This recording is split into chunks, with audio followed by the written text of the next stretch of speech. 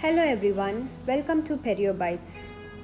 I am Dr. Santo Grace, Assistant Professor from the Department of Periodontics, SRM Dental College, Ramapuram, Chennai. On this video, I will run you through three important and basic clinical parameters and their interrelationship, namely the probing depth, clinical attachment level, and recession. In order to understand these three concepts, we should be aware of certain important and basic landmarks. Here we have the crown of the tooth and the root of the tooth. The crown of the tooth and the root of the tooth are separated by the cemento-enamel junction. So this is basically the junction between the enamel of the crown and the cementum of the root. Further, the crown of the tooth can be classified into many surfaces, and the angle formed between the junction of two surfaces is known as the line angle. Here we have the mesio-buccal line angle, which is formed between the mesial surface and the buccal surface of the tooth. This point is known as the mid-buccal angle, and the angle formed between the distal surface and the buccal surface is known as the distobuccal line angle. In the palatal surfaces, these line angles are termed as mesiopalatal, mid-palatal and distopalatal line angle. And for the mandible, we have the mesiobuccal, mesiolingual, mid-buccal, mid-lingual, distobuccal and the distolingual line angles.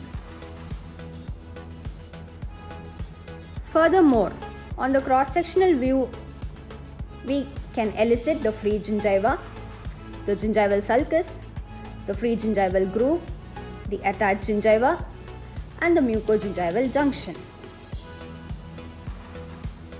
With the understanding of these, we will be able to understand these three clinical parameters. The gingival sulcus is the shallow V-shaped crevice found between the gums and the tooth. In case of a pathologic deepening of the gingival sulcus, we call it as a periodontal pocket. If there is a displacement of the gingival margin apical to the cemento-enamel junction, then it is termed as recession. Moving on to the first clinical parameter, the probing depth. This is the measurement from the gingival margin to the base of the sulcus. It is measured at all 6 sites with a force of 20 Newton, and the instruments used are the periodontal probes, and the name of the technique is the walking the probe technique. Now we shall see a video demonstration of the walking the probe technique. This is the Williams periodontal probe. The markings are 1, 2, 3, 5, 7, 8, 9, 10. 4 and 6 are missing in this periodontal probe. This is the second quadrant.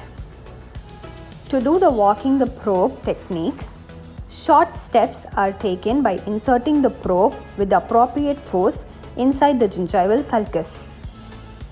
We start from the distobuccal line angle, come to the mid-buccal line angle, and end at the mesiobuccal line angle of each tooth for the buccal surface. Similarly, for the palatal surface, 3 measurements are made.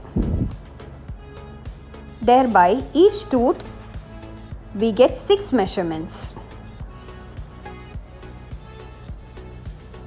Moving on to the next parameter, the clinical attachment level. This is the measurement from the cemento-enamel junction to the base of the gingival sulcus. The gingival recession is the measurement from the gingival margin to the cemento-enamel junction. Since there is an apical displacement, we measure from the cemento-enamel junction until the gingival margin. The technique followed is the same walking the probe technique. Now we'll see a demonstration of measurement of the clinical attachment level and gingival recession. Here we have the crown of the tooth and the root of the tooth. So the crown and the root are separated by the cemento-enamel junction. And there is an apical shift of the gingival margin, which means there is presence of gingival recession. In order to measure it, we follow the same walking the probe technique, and our first measurement is the measurement of the probing depth. So in this angle, the mid-buccal line angle, the probing depth is around 3 millimeters.